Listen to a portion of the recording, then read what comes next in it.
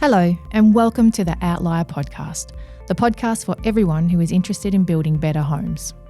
My name is Evangelia, and I'm hosting this podcast with Anthony, founder of Outlier, who is passionate about creating beautiful and high-performing homes. Together, we sit down once a month to chat with industry experts to help educate Australians about the potential of creating healthy, comfortable, and energy-efficient homes. We hope you join us on this journey. Today, we are speaking with Olivia Terziovski, principal lawyer over at Boutique Lawyers, one of Melbourne's leading building and construction law firms. Olivia has dealt with thousands of building and construction matters and insurance claims over the last decade. In this information-intense episode, Olivia shares with us some of the most commonly asked questions by her clients and some of the most common misconceptions regarding the rights of homeowners. Olivia also provides advice on how you can protect yourself legally as a homeowner, and some of the information you hear today may actually surprise you. This is a must-listen episode for those of you contemplating building or purchasing a new home. Olivia, welcome. So to begin, can you just tell us a little bit about yourself, what your background is and what it is that you do? Well, first of all, thank you for having me on your podcast. It is an honour and a pleasure. So my name's Olivia Terziovski. I've run Boutique Lawyers for the last 12 years.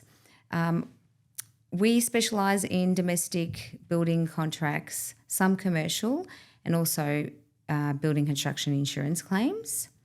Over the last 13 years, I've been specialising in building construction law predominantly.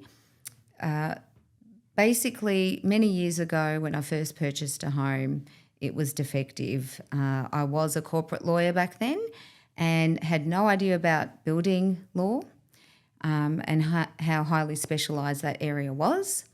So I engaged a building expert to undertake an inspection of my home, and 3 years later, suing the builder, engaged a building construction lawyer back then and realised, well, this area of law is great. There's consumer protection. If anything goes wrong, the builder, the building surveyor, engineers, they all have insurance to protect themselves and also to ensure that the owner is protected. And the same with builders. If they've engaged contractors, depending on who they are, or the building surveyors contributed to any defects or negligence there, they're protected as well. So I thought this is a great area of law. I can help people, and here I am. Yeah, nothing beats lived experience. Like, yes. It's and you believe that was like the instigator for you to then really focus on this aspect of law? And yeah, I found a passion in it because with the corporate side of things, I wasn't too passionate about that. So I thought this is a way I could help people and also, in the end, win with some monetary outcome for my clients, not just a paper win, which you could risk with other areas or in litigation. So yeah, it was good.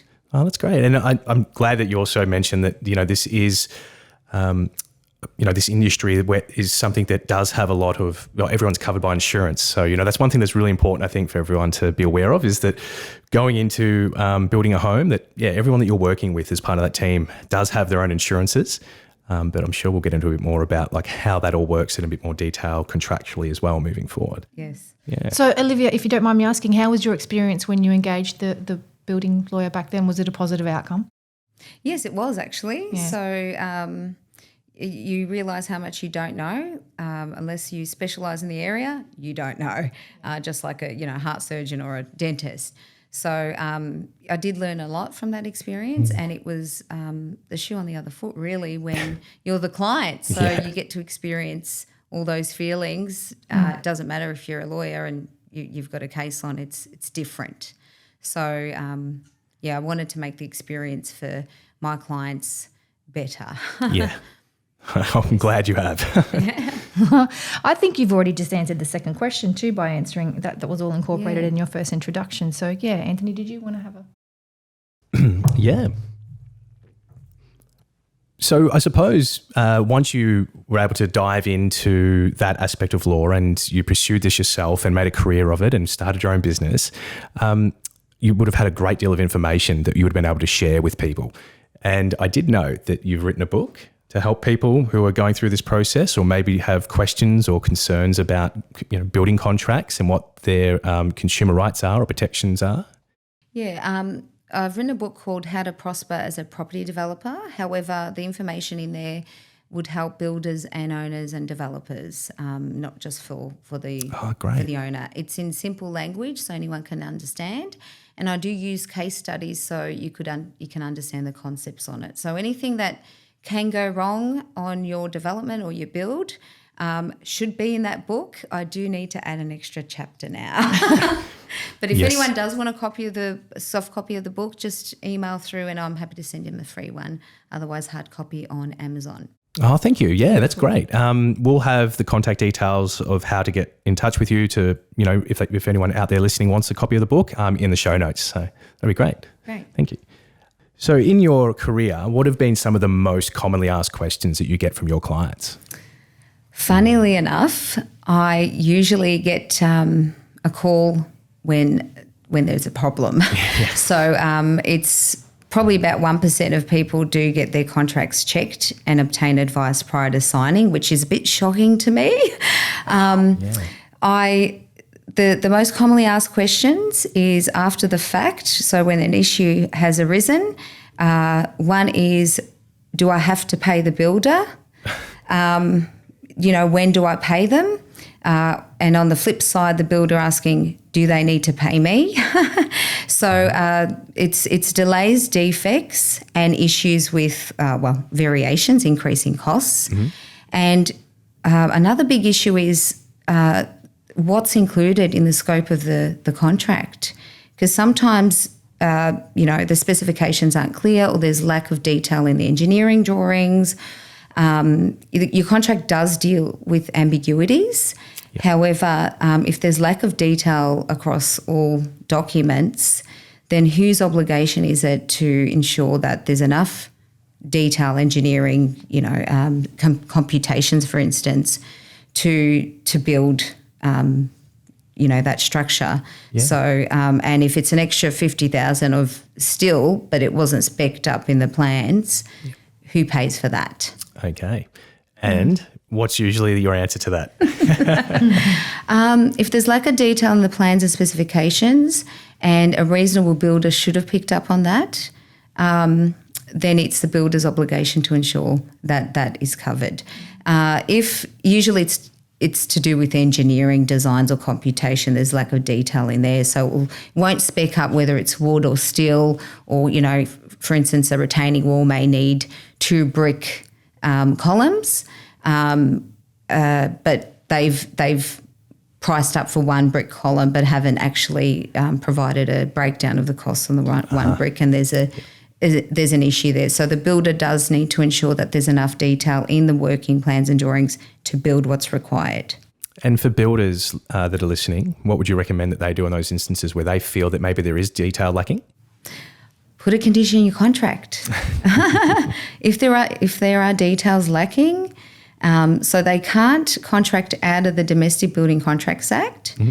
They need to make sure there's certain provisions that you can contract out of.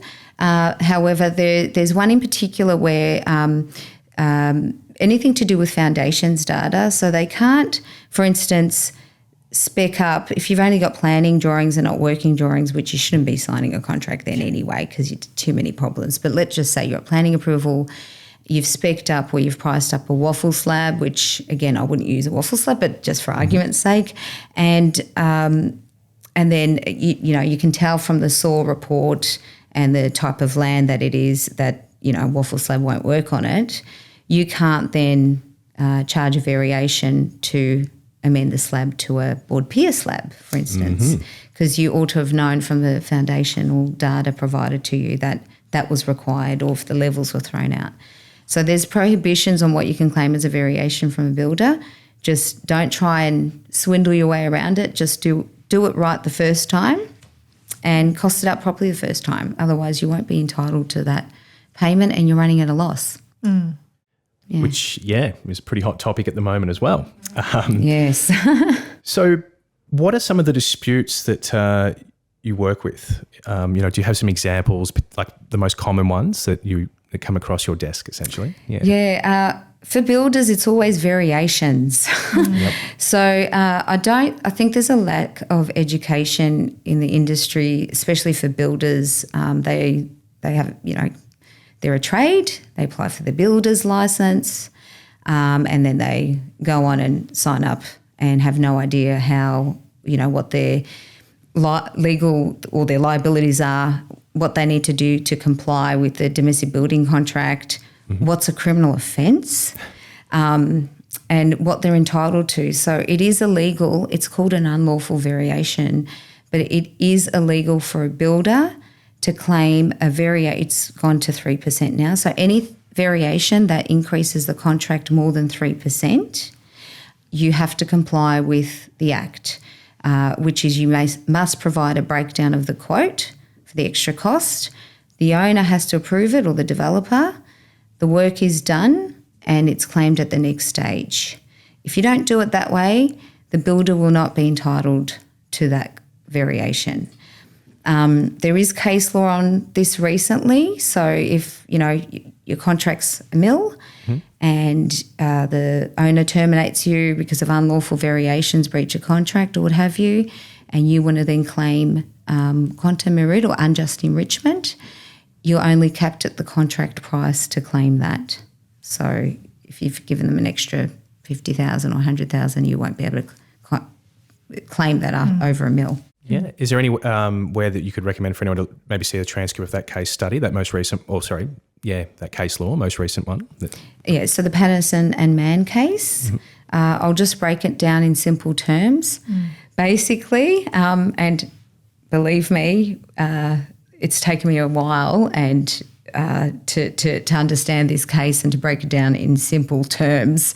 Barristers have the same issue as well, but just simply put, if it's an unlawful variation, you can't enforce that under the contract. And if the only way you can claim the cost of that variation is if the owner wrongfully terminated you, and or you can claim an unjust enrichment for those variations capped at the contract price. So no matter what that variation was or the cost, and who was wrong or right, you can only ever claim the contract price. So, and most of the time the variations are, dealt with at the end. The builder will do their tally up their calculations, and it's too late because they've paid you the full amount. From a homeowner's perspective, what would be the most common queries that they have with yourself? Well, I'll start off with delays. So a lot of them sign up and there's 0 liquidated damages or $250 a week, or the builders ask for an extension of time and they didn't respond within 7 days and they automatically obtain that extension of time to the construction period, or they don't ask for further information as to what the delay was and why, and so that's what do I do with the builder? They've taken over a year to finish, and they haven't, or in the instance where they haven't asked for an extension of time, what do I do? So that's number one, delays. Number two are the variations. Do I need to pay for this? He didn't tell me that this was a variation. I don't have an extra $100,000 to pay this. So I think I've answered that question previously. Yeah. And the last thing is defects. So, the house looks different, or do I need to pay the builder this? It's taken over a year to get to this stage. And usually when they take too long, two things have happened. Something's gone wrong on site, or they've run out of money. So you need to get that house checked, plumbing, and a building consultant as well. It'd be a minimum to make sure what's being done is according to the plans and specs, and what you're paying for. It's restricted to just minor defects. So then the builder would be entitled to payment. So would you recommend that that in that instance there, that the consumer engages with an independent building inspector and has a full report done of the current state of the home? Is that probably the best approach there?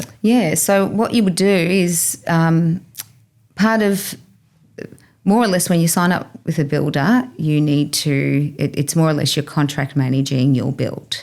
A lot of the big developers would engage a project manager.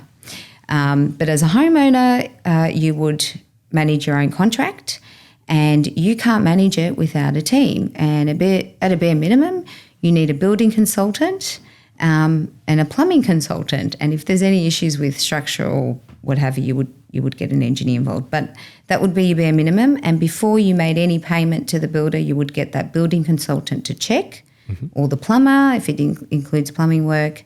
And if they give you the, all clear, because building surveyors don't check everything. They don't check quality. They don't check whether your plumbing pipes are broken under the slab. Yep. They don't even obtain a copy of the compliance certificate from the plumber until the end, which is shocking to me. And they've approved the slab. Too late by then. Yeah. So it's you do have contract works insurance policies and stuff like that you can claim on, but some of the excess on those are $100,000 depending on the builder. So there's ways of protecting yourself. It's better to hold on to your money than to pay it out if there are issues, and the builder then is more likely to ensure that those contractors aren't paid as well and fix what's gone wrong. What would you say would be some of the most misunderstood areas with building contracts? You've been, very articulate there and provide a lot of helpful advice, I think, to both builders and consumers. But some of the things that people maybe misunderstand when it comes to contracts. I'm surprised that a lot of clients just sign it, and they don't engage a lawyer to review it. It's more expensive not to have it reviewed and to fix something later, just like your home.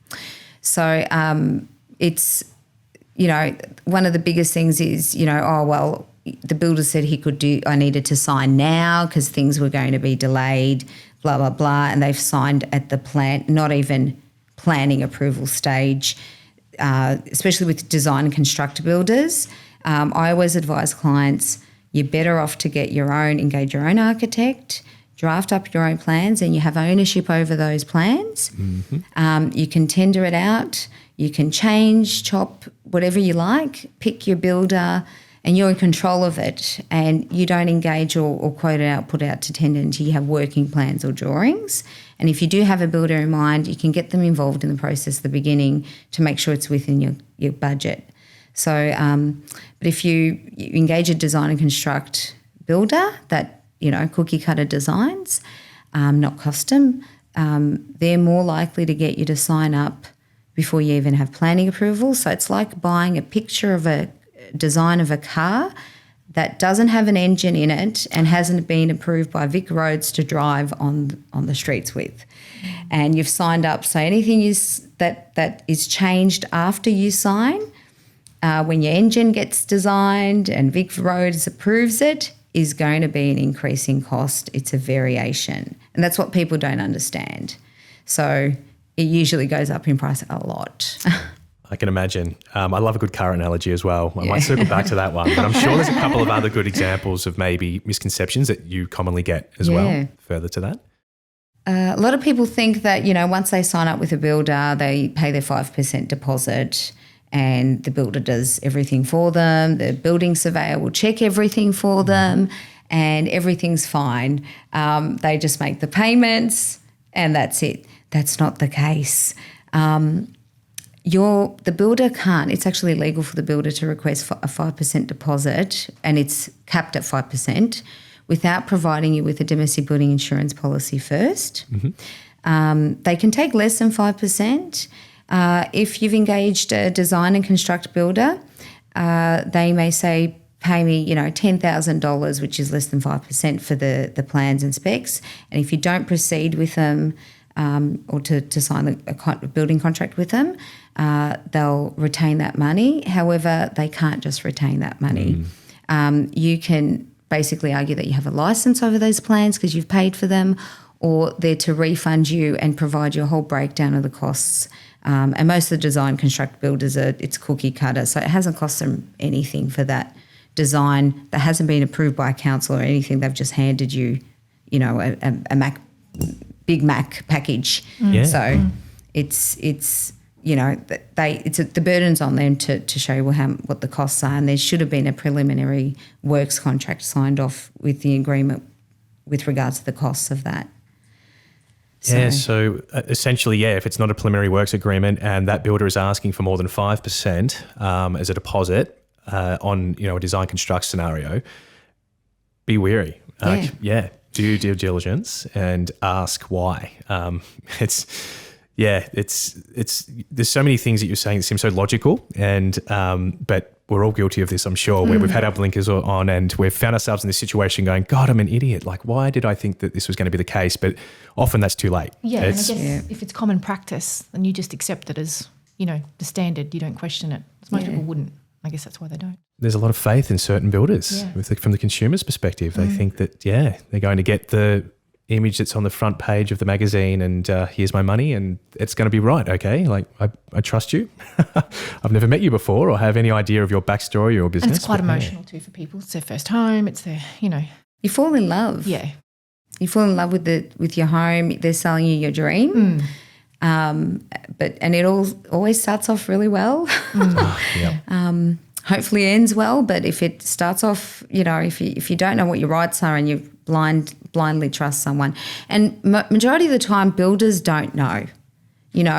I've in the last 13 years, I keep asking myself, okay, is it the fact that the builders don't know and they're swindling people, or is it the fact that they're not educated?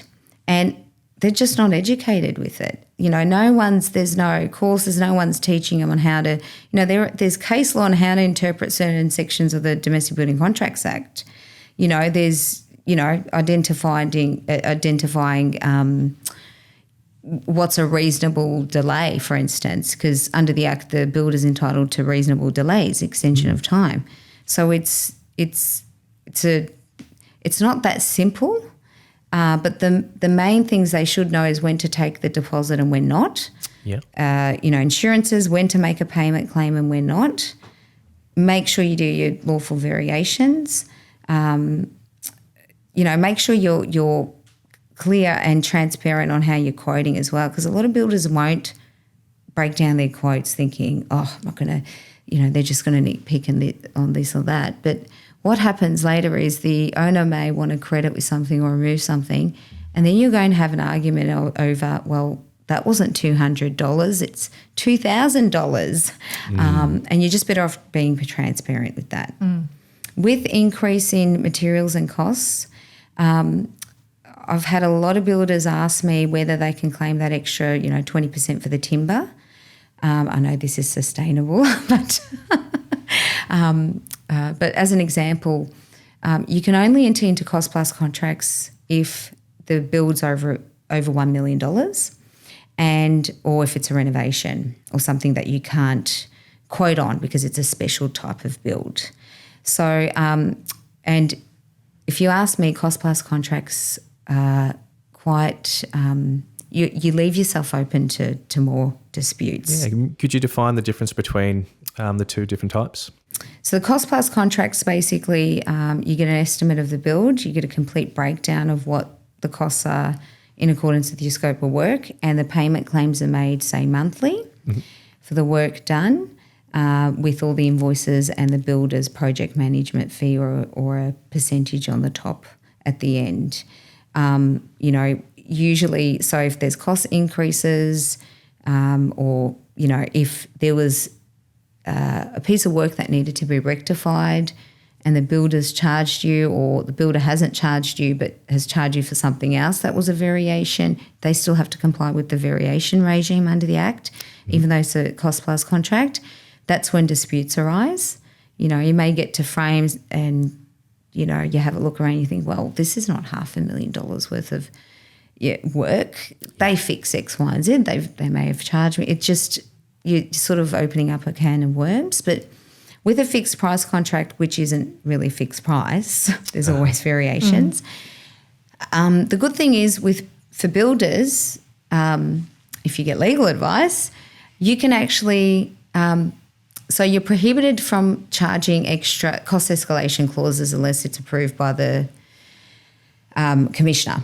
So, but but there's ways around it. So you can put in a prime cost item. So if you know that timber's going to go up or steel's going to go up or something else is going to go up, you would then break it down as a prime cost in your contract. You'd say, well, there's 20 pieces of timber at $20. I've allowed, 20 grand for timber. And then you get to the timber, you're ordering timber and it's gone up by 20%. Well, guess what? You can charge that. Yep. And you protect yourself. But a lot of builders didn't do it during the increase because there was no increase, and most of them didn't know that you could do that, and then just issued variation illegally. And most owners ended up paying anyway because they wanted them to finish the build, and in the scheme of things, the extra cost wasn't, that's significant. And that's probably a common theme that we hear as well, is that there's that pressure, well, look, it might be a delay, and then you don't want to have a delay, so you just kind of accept it and move forward, and that's unfortunate as well. Is this something that you're able to help builders out with as well? Because if it's education, it does seem apparent that, it's education. And so, and in all fairness, contracts are pretty involved. And a short unit in a certificate 4 or diploma in construction is probably not going to suffice to understand how contracts work entirely. And for some of those who are taking those courses as well, they may not fully comprehend it coming out the other side of it. So is this something that you can provide assistance with to builders who want to learn more, or have someone oversight some of their contracts and provide feedback? Yes, so we can assist builders. One of the things we do, apart from training them up on how to contract manage their build themselves and protect themselves, so they are able to enforce those price increases, variations and what have you. And know when they're entitled to make a claim. So if you make a payment claim and you're not entitled to, you're in breach of the contract, so how to protect yourself. We can also look at compliance with their processes in office.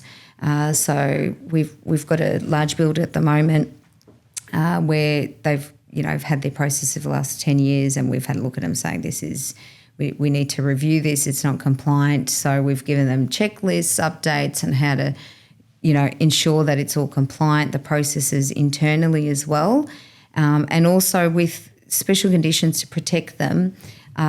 We can't. There's main or general conditions that we can use, but it's more or less dependent on each build as well. That's fantastic. Yeah. I'm going to circle into the car analogy now. So quite often we'll get clients or consumers ask us how they can make allowances in a building contract to ensure that their energy rating is going to be, the construction of the home is going to be in accordance with the energy rating.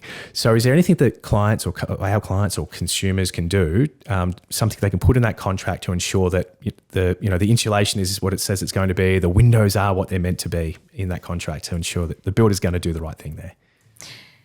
The funny thing is, Anthony, it's already in the contract because it's in the plans and specifications. However, I would protect myself as an owner by ensuring that it's a material term in the contract, and that depending on which stage, for instance, that it's subject to an inspection or compliance of the energy rating at each stage. So if it's in your plans and specifications, the builder must build in accordance with the plans and specifications.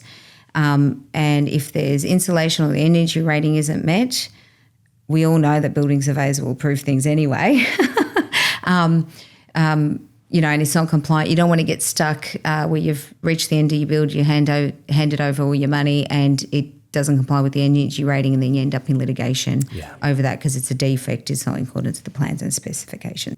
So to ensure that you don't hand over the money, you don't end up in litigation or find out once you've moved in that it's the energy rating is non-compliant, you've got air coming in, I would put a special condition in your contract to state that, and you don't want to make the contract too stringent either, because that may cause problems too. So it'll be a special condition such as, prior to the plaster going on, you are to the builders to allow an inspection to be undertaken by your building consultant to ensure that it's built as per the plans and specifications, that the insulation is compliant, it's laid properly and what have you, because builders will just issue a compliance certificate on the insulation. And as we know, it may not be compliant. Yeah. So, and it will be, we can put a special condition in there saying prior to fixing stage, the builders to advise us once the installation is complete to allow the inspection. They're to furnish the compliance certificate on the installation. Otherwise, that stage is incomplete, and make it subject to that inspection. Yeah, fantastic. So I guess that's kind of congruent with, what you would expect for the inspections that are in the fixed price contract typically anyway. So you can just make an additional insertion in as a special condition. Yeah. For those who don't know how to go about that, again, is that something that you can assist with? And yeah. Fantastic. And Okay. So this next question is a little bit of a long-winded one, but I'll do my best to make it not sound so. So what can I do in case of a dispute? So basically, where should I start? For example, the contract, or how do I recognise if the time to get legal support is now, and rectifying any shortcomings? I guess, can you describe that process? I can sort of break it down for those of us that are completely naive to the process, and how we would go about that. So for the last 13 years, I've had owners and builders call me, and it's really the same advice over and over again. There may be different circumstances, but it's the same advice. So if we're looking at it, a building dispute is usually once you've signed and construction has started, or construction hasn't started and it should have. So we look at it if the contract's on foot, you've got to do what the contract says you must do. If there's an issue with performance of the contract, the build's delayed, there's defects, there's variations and what have you. So if there is a substantial breach of your contract, if the builder, I'll give you an example. So if the builder's taken too long to finish your build, let's look at it where you've engaged your own architect to draft up your plans, you've had working plans and drawings, and construction has started. However, since the frame stage to fixing, it's taken over a year. You're friends with the builder, you're on good terms, but you've just had enough, and it keeps, pulling the COVID card. And he's told you that this has been happening a lot lately, but he's told you that I don't have enough money to finish your build as quick as I could because of the price increases. What do? You've been waiting a year and a half and it's not even at fixing stage. So they call me. And the truth of the matter is, if the builder doesn't have the money to finish your build, that's a repudiation under common law. Not ready, willing or able to complete the build. There's no, if he's not going to finish your build, you'll be waiting another 2 years. The planning permit will expire, your building permit will expire and what have you. So there's two options there. One is you do what the contract says and you serve the builder a notice, and it's a notice of intention to terminate, outlining the breaches of the builder, and they've got to be significant breaches. There's also a statutory right to terminate under the Domestic Building Contracts Act. So 1.5 times longer than your construction period, you can terminate under that term. I would not do that though, because if you terminate under that term, you would not be entitled to difference in cost to complete the build with another builder, because you haven't terminated under breach, and you'll have to pay the builder the reasonable value of the work. Right. If you terminate that way. And so I wouldn't do it on that alone. That would be your last resort, and with one of our burger with the lot notices that I call them. But I would first rely on the breaches. The first thing you need to do, and a lot of owners don't do this, is they'll engage a building consultant that doesn't have any experience with VCAT. We refer we're not associated with them, but an independent expert that does attend VCAT to inspect the property. We refer a plumbing expert to check underground, because if there are broken pipes, you can claim that on the contract works insurance policy. And, especially if your build's not finished or you're not at the occupancy permit, you don't have a compliance certificate. Usually it's never filed until the end. So if you do have plumbing defects and you we find out that's probably, if that's what's delaying the build, we'll be able to put that in the notice and also get the plumber in on it, but on his insurance too. So the inspection will give us a pair of eyes and the story of your build. So what's gone wrong? Is it really delays? Is it really they've run out of money, or is it the fact that there's major defects to the property and they're never going to obtain a occupancy permit? And 99% of the time, the owners will tell you there's nothing wrong with the build, or the builder will say there's no defects, but there always is. Whether they're minor or major, there's always defects. So I've yet to see a perfect home. Yeah, I think that's unrealistic to expect that you're going to get perfection in anything. Yeah. So it must be quite emotional. Yeah, we touched on that earlier. It is quite emotional to go through the process of your own home. And I'm sure you do, being when you're typically contacted, there's a lot of emotion flying around. Is there any process or steps that you would advise if as soon as someone has sort of this gut feeling, or they've sort of flagged something doesn't seem right, like the processes that they should then take before, maybe is it best to get in contact with yourself, or what would you advise to do there? Well, first thing, because I've been through this, actions speak louder than words. So if the builder's saying to you, no, it's this, it's that, but there's no progress on site, go with your gut. Yeah. Second thing is, yes, do call a lawyer. Make sure you call a specialist that deals with building construction law predominantly, because it is a specialised area. The contracts are governed by the Domestic Building Contracts Act. There's, the Building Act, all these things that the builder needs to comply with.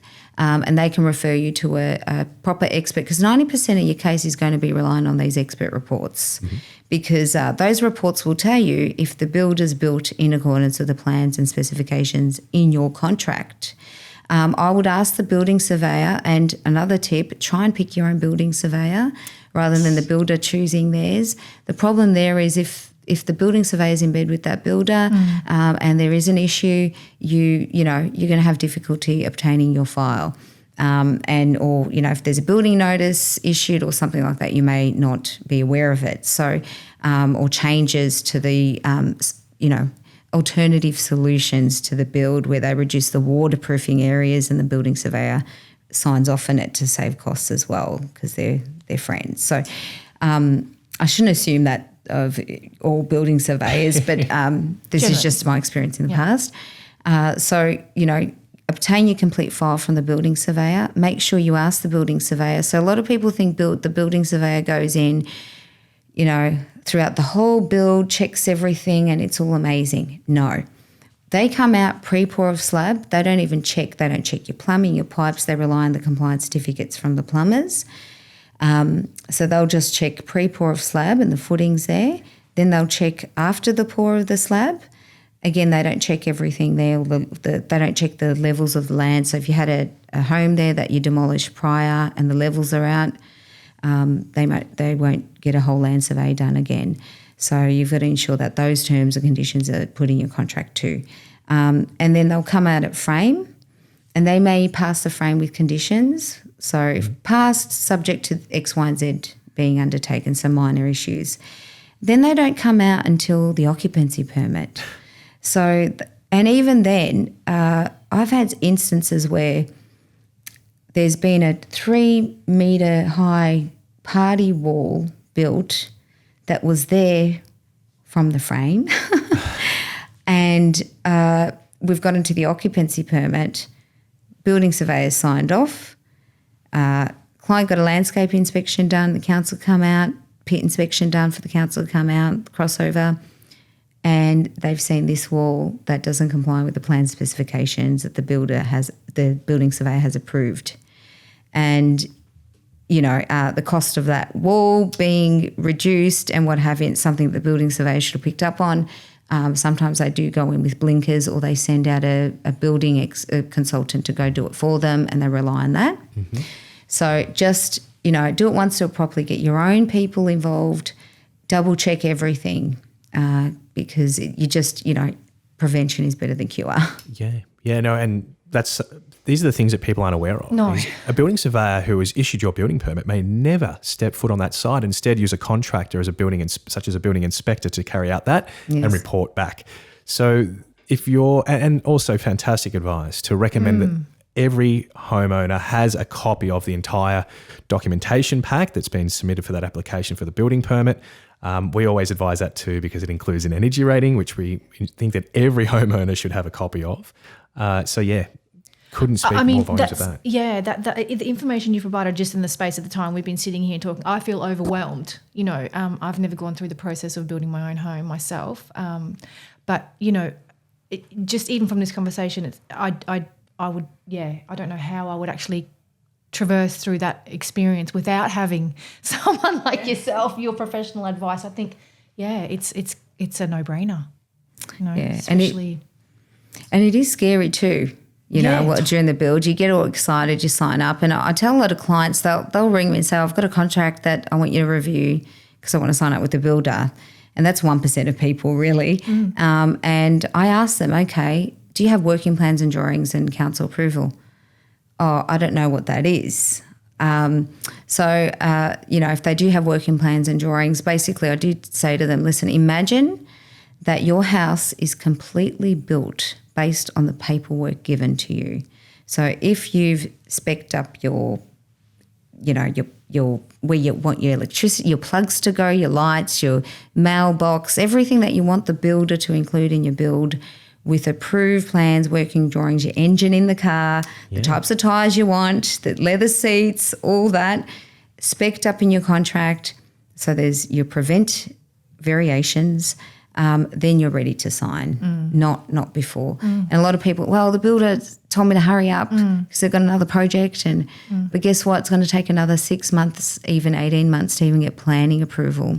Yeah, we quite often, I think people are taken back when we quite often say, like, this is the expected timeline. That, they think they can have a home built started in 6 months, but this is a 12 to 18 month process typically, especially if there's planning involved at the moment. Everyone's, there's some staffing issues at most councils and a lot of applications to get through. So yes.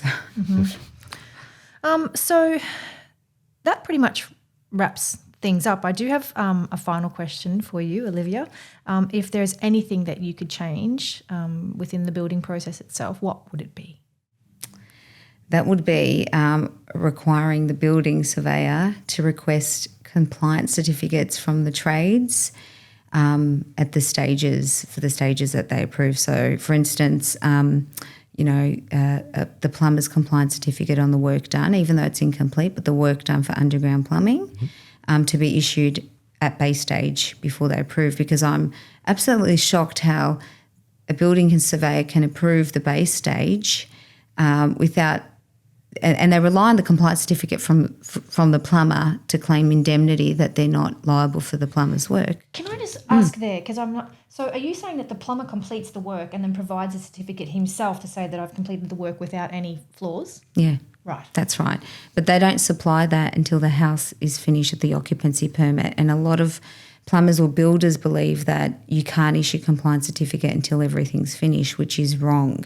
They can issue compliance certificate saying I've been engaged to do underground drainage, sewerage, gas and what have you, excluding this is the work I have not done, the incomplete work. So if the building surveyor, I just find it quite strange that the building surveyor can then claim indemnity based on the plumber's compliance certificate issued at occupancy when they approved base without viewing it. So same with,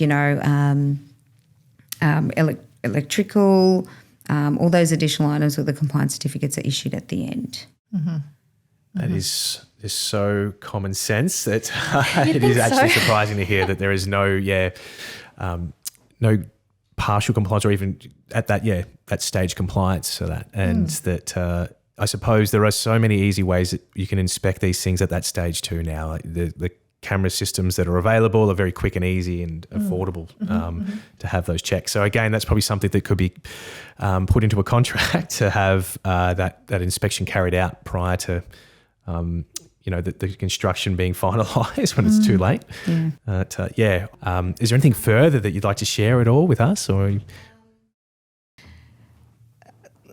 end of the day, you could have an amazing contract with wonderful terms and conditions, but it's going to end up or really come down to who you choose as a builder and who you choose as your architect and building surveyor. You need to just really, you're only as good as your team. Do have, your special conditions and what have you will protect you, but the performance of the contract is going to be based on the team that you engaged. So make sure, people do make mistakes. Make sure you're working with people that are aware of what they're obligated to do in the contract, that it's clear and it's someone that is capable of doing it and has experience. Because I have seen some contracts which are shocking. There's no special conditions or anything and the builder's done quite a good job on it. So it's really just boils down to, and also on the flip side, but it boils down to who you choose. So do you do due diligence? Look at previous builds, engage a building consultant to check their previous builds because, normal person will walk in and say, this looks great, but you won't know until you move in if something's gone wrong or if something's not compliant. And, it's just do your due diligence, ask questions, ask for, can you refer us to a previous client? Don't be shy, ask them about their financial capability because, again, they could be an amazing builder and then something's just gone wrong. Yeah. I do want to say thank you very much for your time, Olivia. It's been amazing to have your knowledge and just expertise on this. It's extensive. It's very evident. Hey, Outliers. Post-recording this episode, a large volume builder went into liquidation. Now, it was discovered they were signing contracts without providing the necessary documentation to do so. So I just wanted to add to what we've just discussed here and make sure that you hold a copy of domestic builder's insurance alongside your build contract and building specifications before signing any contracts. I just want to circle back and expand on the car analogy that didn't make it into this recording initially. If you were to buy a new car and you were expecting it to be a V8 and you got home and you popped the bonnet and realised it was a 4-cylinder engine, would you keep it and not say anything? Or would you go straight back to the car dealership and ask for what you'd paid for? That seems to be the problem that occurs in most Australian homes.